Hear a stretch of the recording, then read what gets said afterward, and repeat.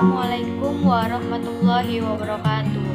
Baiklah anak-anak, pada pertemuan ke-14 ini kita akan membahas tentang membangun organisasi tingkat layak investasi. Yang pertama itu ada tata kelola perusahaan. Tata kelola perusahaan ini adalah seperangkat aturan atau lembaga yang melalui perusahaan yang akan diarahkan, dikelola, diorganisir, dan dikendalikan dengan maksud dan tujuan agar tercapainya tujuan suatu perusahaan tersebut. Yang kedua ini ada atribut tata usaha pengelolaan perusahaan. Terus maksud perusahaan dengan tata usaha yang baik ini ada beberapa atribut. Yang pertama itu integriti atau integritas. Dapat didefinisikan sebagai perilaku yang konsisten sesuai dengan prinsip etika. Maksudnya jika seseorang yang ada di perusahaan tersebut secara konsisten bertindak dengan keputusannya menjadi dapat diprediksi karena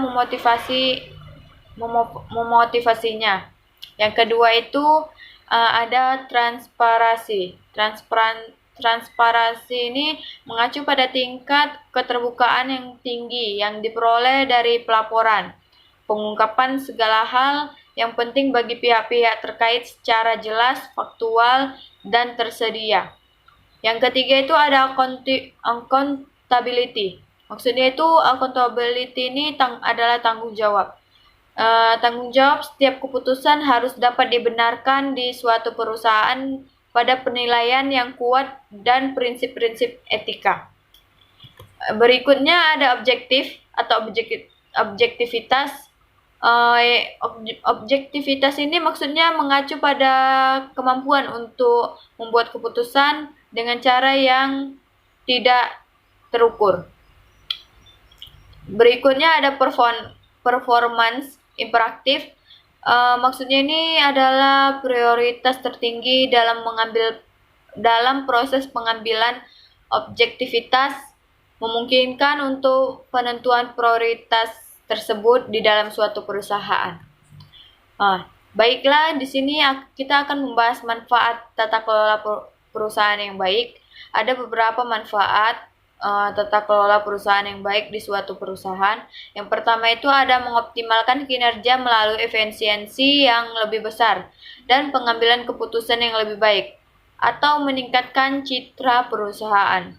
Yang kedua itu adalah keseimbangan antara mempertahankan kontrol manajemen dan menerima saran dan bantuan yang menguntungkan dari para pemangku kepentingan. Yang ketiga itu adalah kepercayaan. Manajemen yang membantu perusahaan dengan baik dan bisa melakukan tantangan atau krisis yang ada di perusahaan. Baiklah,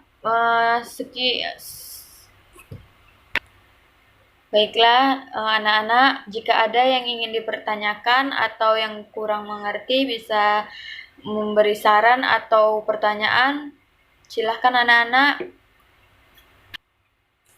Terima kasih untuk pertemuan ke-14 ini yang materinya tentang pengelolaan perusahaan. Sekian hasil pertemuan kita hari ini. Ibu ucapkan terima kasih. Wabillahi taufiq walhidayah. Assalamualaikum warahmatullahi wabarakatuh.